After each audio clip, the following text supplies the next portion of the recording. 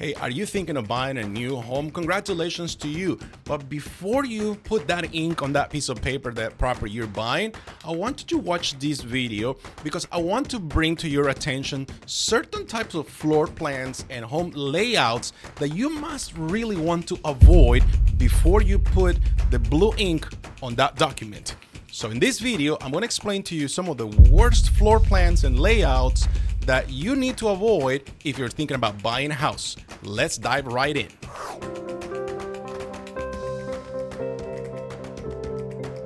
Hey everybody, so thank you for coming to my channel. So throughout the years, I've seen a lot of people making the big mistakes when buying homes that are necessarily not the best floor plans. And yes, from the outside, every house probably will look the same, okay? Let's just be honest. And in descriptions, you see 3 bedrooms and 2.5 bathrooms, 4 bedrooms and 4 bathrooms, and 2-car garage, and so on. And which is very normal, but it's in reality, it's the flow of the property. Does it really make a lot of sense for this flow? So today I'm going to be dissecting certain floor plans that I think are a little bit challenging. And remember, real estate, it's an investment.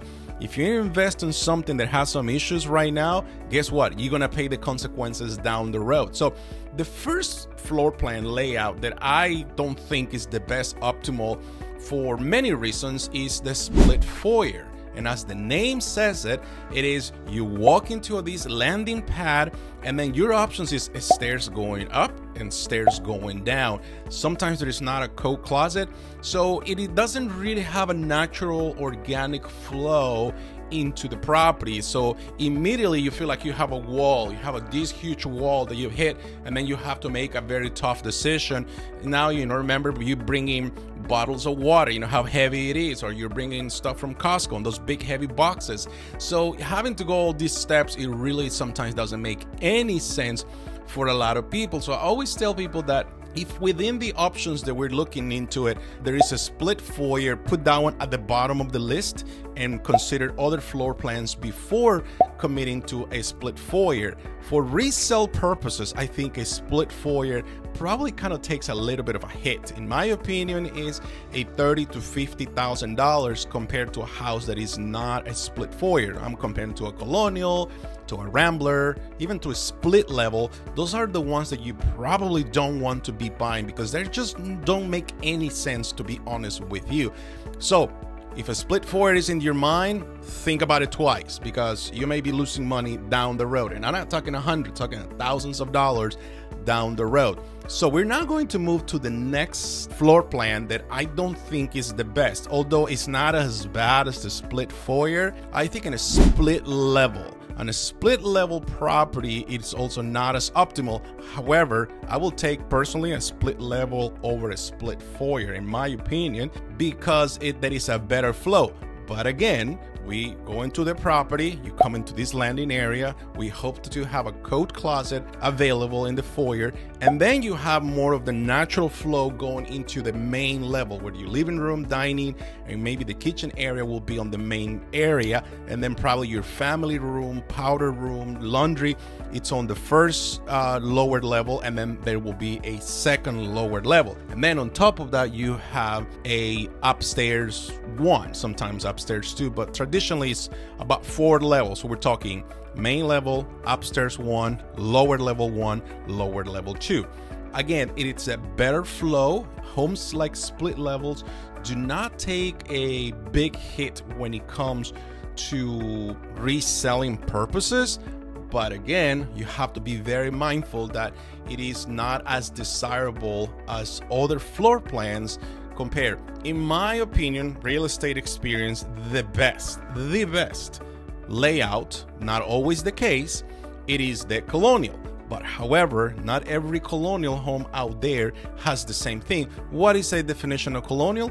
It's where all the living areas are on one level, the bedrooms are upstairs, and then you have your basement. Whether that basement has a walkout or doesn't have one, it is just that what it constitutes a colonial. Now, We already talk about split foyer, split level. Let's just for a minute go into what's inside of these things. And in my area here in Montgomery County, Maryland, there are a lot of townhomes or row houses, how you may know them in some other areas. I know in some other states you may not have this, but one issue that I see many times when people buy a townhouse, that it only has a one full bathroom upstairs. So that is the full bathroom that the owner's suite will use, as well as the 2 other bedrooms.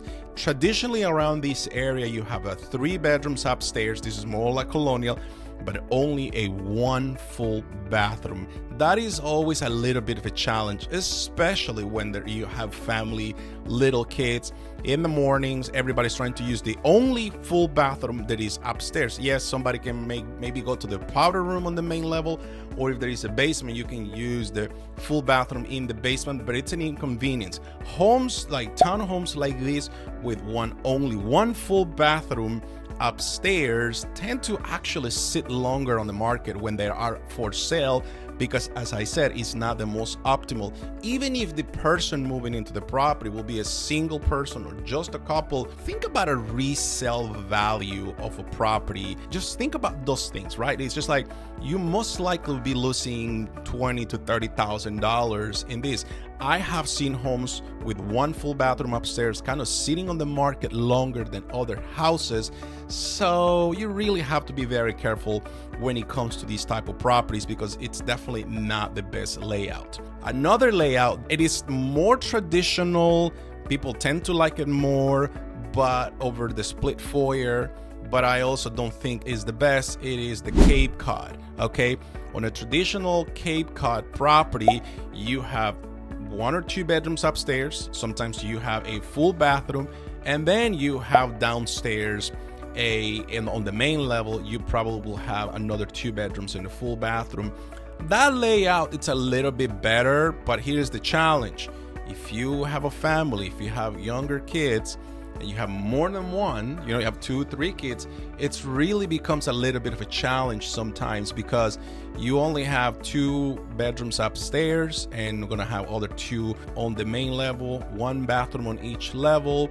That, typically speaking, becomes a little bit of an issue for if you have other kids. So ideal scenario, and I'm only speaking as a parent because I am a father of 2 boys, is that you want to have your kids also sleeping on the same level as you are, because it's probably the most desirable, optimal things. But a Cape Cod is not as bad as in a split foyer, based on my real estate opinion. When I'm looking out there at homes, what I see is how long this house has been on the market. Why is the reason this house has been on the market?